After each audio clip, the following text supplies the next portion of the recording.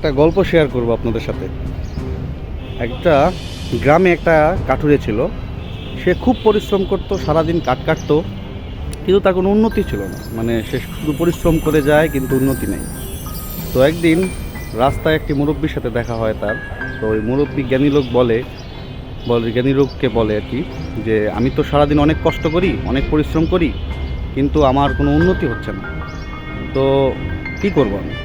তখন ওই মুরব্বি বলল যে তুমি কর্মদক্ষতা নাই, তুমি অনেক কষ্ট করো ঠিক আছে, কিন্তু কর্মদক্ষতা নেই।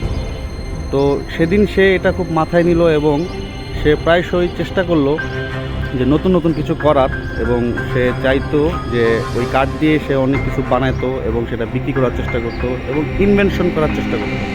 তো এক পর্যায়ে সে সফলতা আসে এবং সে এক সময় অনেক বড় কাঠের ব্যবসায়ী হয়ে যায়। তো সেটা হলো যে কর্ম শুধু করলেই হবে না এবং পরিশ্রম করলে হবে না, নিজের কর্মদক্ষতা বাড়াতে হবে।